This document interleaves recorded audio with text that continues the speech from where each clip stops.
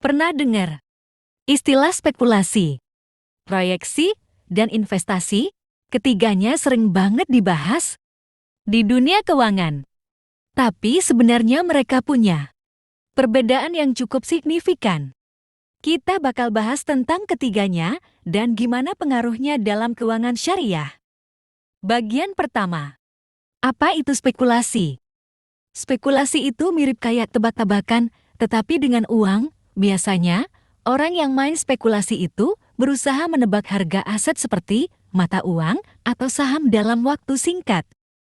Misalnya, di binary option atau trading forex, keuntungannya bisa sangat besar dalam waktu yang cepat, tapi risikonya juga nggak kalah besar.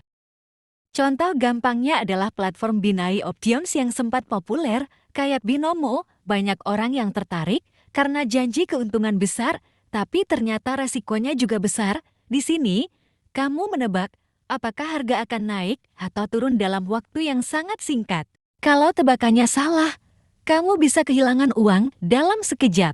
Beberapa influencer yang mempromosikan platform Binomo pun harus menghadapi sanksi hukum. Salah satunya adalah Indra Kents yang divonis penjara.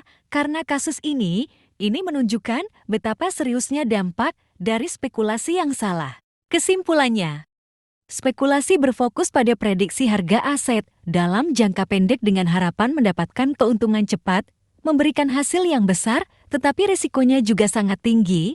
Dalam spekulasi, tidak ada jaminan bahwa keuntungan akan diperoleh, bahkan kerugian besar sangat mungkin terjadi.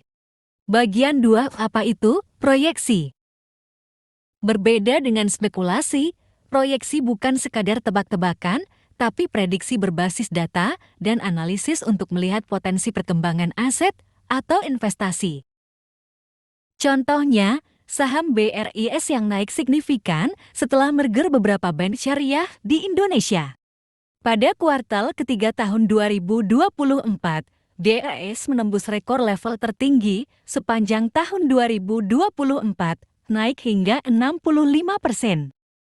Hal ini didukung oleh analisis yang menunjukkan bahwa merger tersebut akan meningkatkan kinerja bank, sehingga menarik minat investor. Kesimpulannya, proyeksi membantu memprediksi perkembangan aset berdasarkan analisis data, bukan sekadar ramalan. Dengan proyeksi yang akurat, kita bisa mengambil keputusan investasi yang lebih cerdas dan terukur untuk hasil jangka panjang. Bagian 3. Apa itu investasi? Investasi adalah cara yang lebih stabil untuk mendapatkan keuntungan jangka panjang. Salah satu instrumen investasi syariah yang aman adalah sukuk retail, yang dananya digunakan untuk proyek penting seperti pembangunan jalan tol atau rumah sakit.